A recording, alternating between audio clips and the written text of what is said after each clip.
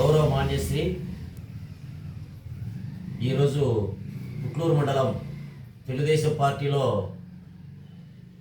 అత్యవసర సమావేశాన్ని మేము ఈరోజు కార్యకర్తలతోటి నిర్వహించడం జరుగుతూ ఉంది. ఈరోజు ఉపాధి హామీ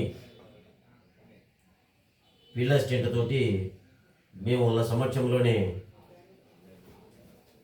సమక్షంలోనే మేము ఈరోజు సమావేశం నిర్వహించడం జరుగుతూ ఉంది. అయితే ఈరోజు యొక్క ముఖ్య ఉద్దేశం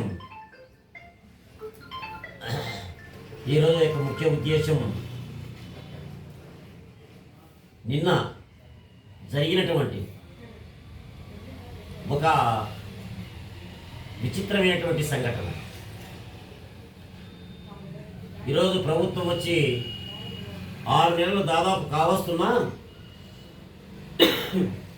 గౌరవనీయ మాన్యశ్రీ సింగరమల ఎమ్మెల్యే బండారు శ్రావణశ్రీ గారు ప్రతినిత్యము ప్రజల కోసము మమేకమై కార్యకర్తలతోటి కలిసి వాళ్ళ అభివృద్ధి ధ్యేయం, వాళ్ళ ఆర్థిక పురోగతి మన యొక్క లక్ష్యం అనేటువంటి భావనతోటి ప్రతి గంట ఆయన శ్రమిస్తూ ప్రతి పల్లెలోనూ, ప్రతి గ్రామంలోనూ, ప్రతి మండలంలోనూ తిరుగుతూ ప్రతి కార్యకర్తను కలుస్తూ అక్కడ ఉన్న అభివృద్ధి కార్యక్రమాలు అయితేనేమి,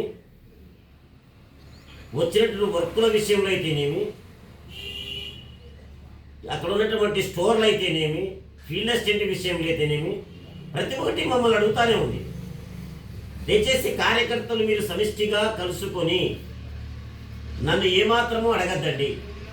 మీరే కలిసికట్టుగా ఒక పేపర్లో రాసుకొని మేమందరం కలిసిగా మీరు నిర్ణయించుకున్నాం ఫలానాలకు ఇదేది.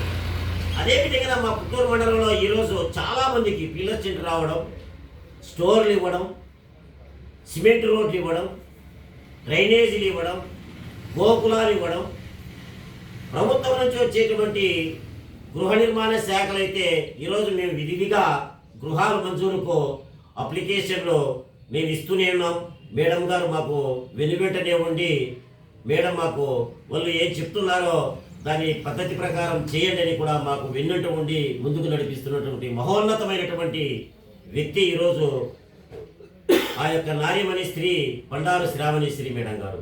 అయితే మేము ఒకటే బాధపడుతున్నాం, బండారు శ్రావణి మీద లేనిపోని అబద్ధాలు, అవాస్తవాలు, ఈరోజు డబ్బులు ఇచ్చినామనేటువంటి విషయం చెప్పి చేయడము ఎంతవరకు నా సమంజసం కాదని మరొక్కసారి మేము డిమాండ్ చేస్తూ ఈ విధమైన సంఘటన పునరావృతం అయితే తీవ్రమైనటువంటి పరిణామం అవుతుంది. మేము ఈ విధంగా పుత్తూరు మండలం తరఫున సభామూలకంగా చెప్తున్నాం. మేము ఇది మళ్ళీ మీ నోటి గుండా రాకూడదు.